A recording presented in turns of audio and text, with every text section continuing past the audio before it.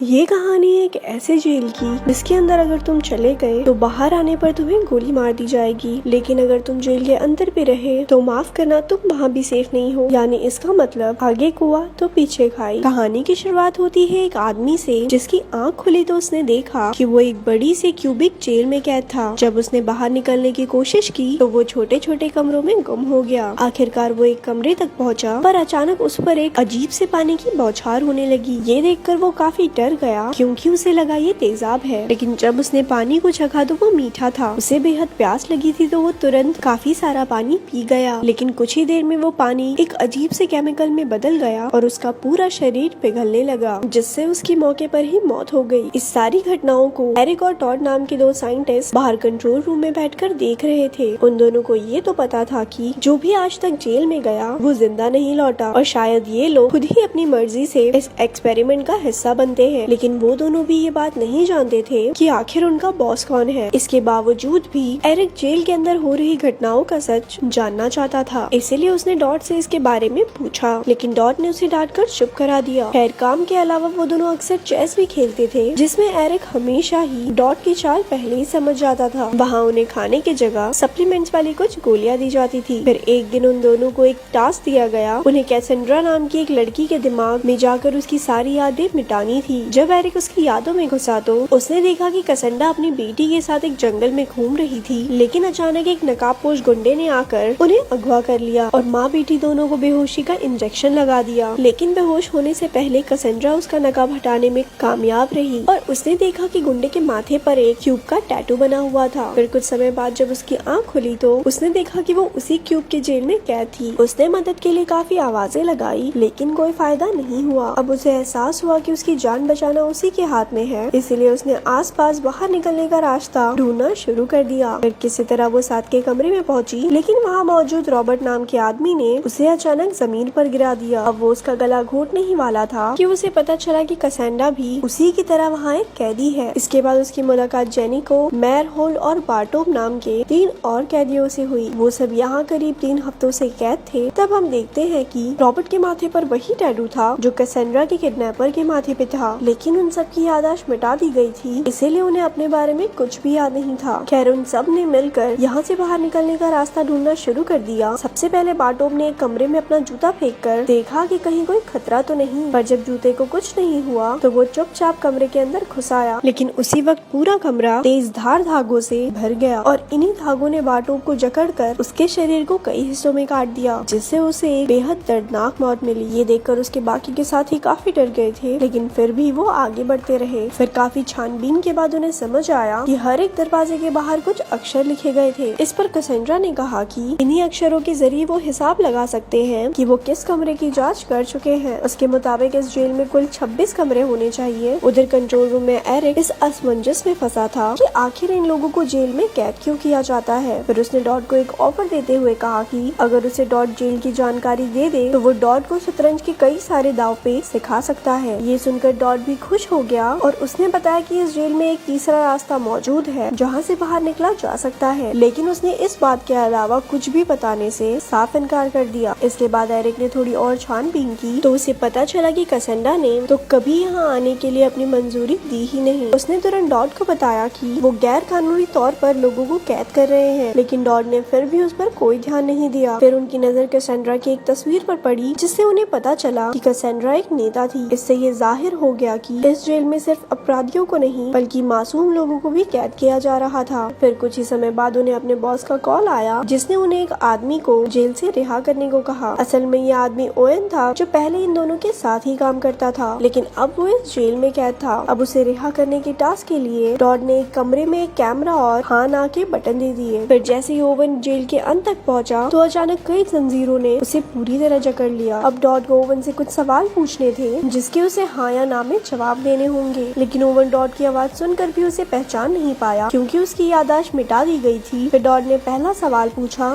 कि आखिर उसका नाम क्या है। इसका तो ओवेन ने बिल्कुल सही जवाब दिया, लेकिन फिर जब डॉट ने पूछा कि क्या वो भगवान में विश्वास रखता है तो ओवेन ने कहा नहीं, जिस पर डॉट को ना का बटन दबाना पड़ा। उसके बटन दबाते ही कमरे में अचानक जोरदार धमाका हुआ और ओवेन भी जलकर राख हो गया। वो समझ गया था कि इस जेल में जिंदा रहना नामुमकिन है और यहाँ लोगों को उनकी मर्जी के खिलाफ कैद किया जा रहा है। फिर कुछ कुछ घंटे बाद वो इतना परेशान हो गया कि उसने खुद ही जेल के अंदर जाकर सभी कैदी को बचाने का फैसला किया। वो एक लिफ्ट में घुसा जो सीधा उसे नीचे जेल तक ले गई। फिर उसने बड़ी समझदारी से इस पूरे इलाके का एक नक्शा बनाया और उसे याद कर अंदर मौजूद कैदियों के पास पहुंचा। ये सब देखकर इस जेल का बॉस जैक्स अपने गुंडों के साथ कंट्रोल रूम में आ पहुंचा। उसे एरिक के जेल में घुसने की खबर मिल गई थी, इसीलिए उसने मशीन के जरिए उसकी लोकेशन पता लगाने का फैसला किया। और तो और उसने डॉट से कहा कि कैसेंड्रा और बाकी कैदियों को हजारों तीखी सुइयों के वार से मार डाले। वहीं जेल में जेली को एक कमरे की जांच करने पहुंची, लेकिन तभी दरवाजा अचानक बंद हो गया। फिर बाहर से डॉट ने कमरे में बेहोशी की दवा छोड़ दी, जिससे वो कुछ ही पलों में वहीं बेहोश हो गई। उधर बाकी कैदी उसे ढूंढते हुए वहाँ पहुँचे तो उन्होंने देखा कि जेनी को बेहोश पड़ी हुई है। फिर मेयर होल्ड ने उसे पलटा तो पता चला कि उसे किसी तरह का इन्फेक्शन हो गया था। अभी अचानक जेनी को उठ खड़ी हुई और उसने मेयर होल्ड को कसकर पकड़ लिया, लेकिन मेयर होल्ड डर गया और उसने जेनिको को जमीन पर गिरा दिया। सर पर चोट लगने की वजह से बेचारी जेनिको की मौके पर ही मौत हो गई। तब मेयर होल्ड ने देखा कि जेनिको के नाखून लगने की वजह से उसके हाथों से खून बहने लगा था। असल में अब जेनिको का इन्फेक्शन उसके शरीर में भी फैल गया था। ये देखकर रॉबर्ट ने कहा कि उन्हें मेयर होल्ड को यहीं छोड़ देना चाहिए, क्योंकि उसकी वजह से बाकी सब भी खतरे में आ सकते हैं। लेकिन कैसेंड्रा मेयर होल्ड को यूं ही छोड़ने को तैयार नहीं थी। उसने रॉबर्ट को समझाने की कोशिश की तो वो कहने लगा कि अगर मेयर होल्ड सबसे पहले कमरे में घुसेगा तो वो हमारे साथ चल सकता है। आखिरकार मेयर होल्ड मान गया और सब मिलकर आगे बढ़ने लगे। फिर जब मेयर होल्ड नीचे के एक कमरे में छुपकर देख रहा था तो अचानक रॉबर्ट ने उसे धक्का देकर अंदर गिरा दिया। कमरे में गिरते ही मेयर होल्ड को इतनी तेज आवाज सुनाई दी कि वो कुछ ही पलों में मर गया। ये देखकर कैसेंड्रा को बहुत गुस्सा आया और वो रॉबर्ट से झगड़ा करने लगी। फिर उनमें हाथापाई होने ही वाली थी कि अचानक एरिक वहाँ आ पहुँचा। उसने उन्हें बताया कि रॉबर्ट ने जो भी किया वो बिल्कुल ठीक था, क्योंकि मेयर होल्ड के वायरस से उन दोनों की जान जा सकती थी। फिर उसने बताया कि उसका नाम एरिक है और वो इस जेल के कंट्रोल रूम में काम करता है। इस जेल में कई लोग को कैद कर उनके ऊपर एक्सपेरिमेंट किए जाते हैं, लेकिन उन्हें इसके बारे में कुछ भी याद नहीं रहता। लेकिन रॉबर्ट कहने लगा उसने तो किसी एक्सपेरिमेंट के लिए हाँ नहीं कही और ना ही मैंने कोई जुर्म किया है, तो मुझे क्यों डाल रखा है अंदर। वो एकदम ईमानदारी से अपनी नौकरी कर रहा था, लेकिन अचानक एक दिन उसे भी अगवा कर लिया गया। इसके बाद कैसेंड्रा ने एरिक से अपनी बेटी के बारे में पूछा तो एरिक ने उसे कुछ तस्वीरें दिखाई जो उसने कैसेंड्रा की याददाश्त देखकर बनाई। अपनी बेटी की तस्वीर देखकर कैसेंड्रा भावनाओं में बह गई और उसने एरिक पर ही हमला बोल दिया। लेकिन एन वक्त पर रॉबर्ट ने उसे रोक लिया, क्योंकि इस वक्त एरिक ही उन्हें यहाँ से निकाल सकता है। साथ ही एरिक ने भी उन्हें विश्वास दिलाया कि वो यहाँ इनकी मदद करने ही आया है। भाई मेरी तो बढ़िया नौकरी चल रही थी, मैं तो तुम्हारी मदद करने आया हूँ। उधर बाहर जैक्स के चेलों ने एरिक की लोकेशन का पता लगा लिया था। जब जैक्स को इसकी खबर मिली तो उसने सारे कमरे के बाहर लिखे अक्षरों को मिटाने का आदेश दे दिया और तो और उसने सभी कमरों में जानलेवा हमले करने का प्लान बनाया। आखिरकार जब वो तीनों एक ही कमरे में इकट्ठे हो गए तो जैक्स ने कंट्रोल रूम में जाकर उस कमरे की सारी दीवारों में जोरदार बिजली छोड़ दी। लेकिन अचानक से वहाँ के जनरेटर में आग लग गई, जिससे कंट्रोल रूम का जेल से कनेक्शन टूट गया। असल में इसके पीछे डॉट का हाथ था, क्योंकि उसने जैक्स को छोड़कर अपने दोस्त एरिक का साथ देने का फैसला कर लिया था। जैसे ही लाइट गई तो पूरी जेल का सिस्टम फेल हो गया और अब उनके पास वहाँ से भागने के लिए सिर्फ 10 मिनट थे। इसके बाद जेल के अंदर एक ऐसी गैस फैल जाएगी जिससे हर एक चीज पिघलने लगेगी। जब एरिक को एहसास हुआ कि डॉट ने ही उसकी मदद की थी तो उसने अपनी घड़ी पर 10 मिनट का टाइमर लगाया और वो तुरंत रॉबर्ट और कैसेंड्रा को लेकर तीसरे दरवाजे की ओर भागा। वहाँ जैसे ही जैक्स को डॉट के धोखे का पता चला तो उसने तुरंत उसे बिजली के झटके देकर मौत के घाट उतार दिया। इसके बाद उसने कंट्रोल रूम से रॉबर्ट के शरीर में लगी चिप एक्टिवेट कर दी, जिससे उसने रॉबर्ट के दिमाग पर काबू पा लिया। अब जैक्स ने रॉबर्ट को अपने ही साथियों को जान से मारने के ऑर्डर दे दिए। ये सुनते ही रॉबर्ट के सर पर तो खून सवार हो गया और उसने एरिक और कैसेंड्रा पर जोरदार हमले बोल दिए। लेकिन एरिक और कैसेंड्रा ने मिलकर उसका सामना किया और कुछ ही पलों में उसे बेहोश कर दिया। फिर जैसे ही वो अगले दरवाजे की ओर बढ़े तो रॉबर्ट ने एक बार फिर उन पर हमला कर दिया। इस बार तो वो एरिक का गला घोटने ही वाला था कि कैसेंड्रा ने एन वक्त पर एक नोकीली चीज उसके सर में घोंप दी। अब कुछ ही पलों में सब कुछ पिघलने वाला था और वो दोनों तुरंत बाहर के दरवाजे की ओर भागे। जैसे तैसे वो बाहर निकले तो उन्होंने खुद को एक तालाब में पाया, जिसे पार कर वो एक जंगल में पहुँचे। इत्तेफाक से ये जंगल बिल्कुल कैसेंड्रा की यादों जैसा था, लेकिन बदकिस्मती से जैक्स के गुंडे भी वहाँ पहुँच गए और उनका पीछा करने लगे। इसी अफरा तफरी में अचानक एरिक को गोली लग गई और गुंडों ने उसे पकड़ लिया, लेकिन उसने हिम्मत नहीं हारी और पूरी जान से लोगों को रोक कर रखा ताकि कैसेंड्रा वहाँ से भाग सके। आखिरकार जब एरिक की आँख खुली तो वो ऑपरेशन थिएटर में था, जहाँ जैक्स ने आकर कहा कि एरिक ने उसे खुद पर एक्सपेरिमेंट करने की मंजूरी दे दी है। लेकिन बेचारे एरिक को इस बारे में कुछ भी याद नहीं था। तब तभी एक डॉक्टर वहाँ आया और उसने जबरदस्ती एरिक के दिमाग का ऑपरेशन करके उसे पागल बना दिया। लेकिन ऑपरेशन के दौरान एरिक ने कैसेंड्रा का सपना देखा जहाँ वो अपनी बेटी से मिलकर उसे एरिक की कहानी सुना रही थी। आखिरकार हम देखते हैं एरिक को जेल में कैद कर दिया गया था और अब तो उसका दिमाग भी पूरी तरह बंद हो गया था। तभी कुछ नए कैदियों ने उसे देखा तो उससे बाहर जाने का रास्ता पूछने लगे, लेकिन ऑपरेशन के बाद उसका दिमाग तब पड़ चुका था और वो बार बार सिर्फ कमरे के रंग दोहराने लगा और कहता रहा कि किसी और रंग के कमरे में जाना है। और ऐसे ही मूवी यहाँ खत्म हो गई। ऐसी और स्टोरी सुनने के लिए हमारे पेज को लाइक करें। धन्यवाद।